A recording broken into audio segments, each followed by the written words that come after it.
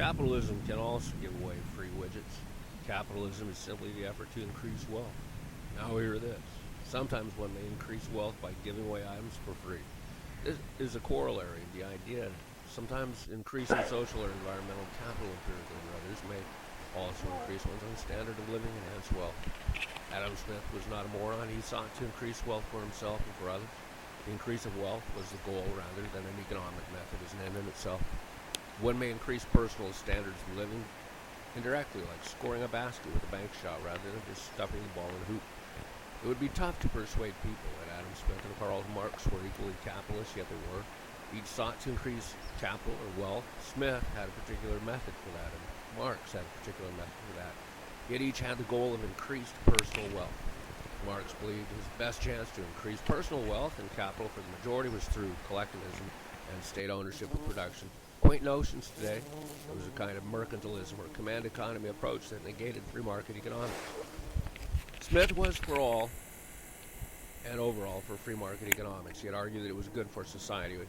A similar goal of Marx. They had different ideas about how to get the most wealth to the greatest number of citizens most efficiently. It is better thought to be a middle-class individual in a rich society with liberty for all and a healthy environment than a rich man in a desertified, polluted world with poverty, mass social degradation, misery, and worse technology than the preferred economy with democratic despots, term after term. Many modern American politicians have trouble with that. They would rather be captain on the Titanic than a non-commissioned officer on the Starship Enterprise. Neither Smith or Marx were for pure personal egoism as the sole expression of capitalism. Pure egoism and exclusive self-interest to the negation of that of others is often taken to be the best way for capitalism to actualize. The philosophy of personal egoism supports tyranny. Smith and Marx were in opposition to tyranny. In true free market economics, privacy is essential. Privacy is required for freedom to pursue the acquisition of wealth and set one's own values for what wealth is, even if it is the true jewels of spirit in the Lord Jesus Christ. To violate sovereign privacy, to regulate one's own affairs, is to negate individual enterprise and retard the social and political economy as well. Corporations are collectives working to increase capital, sometimes with unequal distribution of wealth. There are cooperatives and collectives with diverse forms of compensation for participation. Marx believed business in his day impoverished the workers and increased wealth only for the owners and some managers. In the Cold War, political theorists argued that corporations also increase the standard of living for workers, validating there the idea that capitalism may be a tool for increasing the wealth of society rather than restricting individuals and plutocrats. If capitalism is the effort to increase personal capital in a social environment, it may be useful to distribute free widgets to increase social intelligence that in turn increases social capital and wealth. John F. Kennedy famously said that when the tide comes in, all ships in the harbor rise.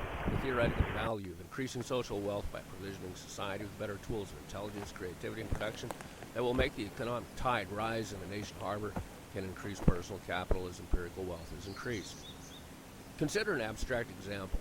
A man has conserved 1,000 pounds of salt in some economy that has no salt. Cheese prices have skyrocketed because cheese makers have no salt to make cheese with. A man with salt is a social pariah, and none would buy his salt if their lives depended on it, if they knew he had salt to sell.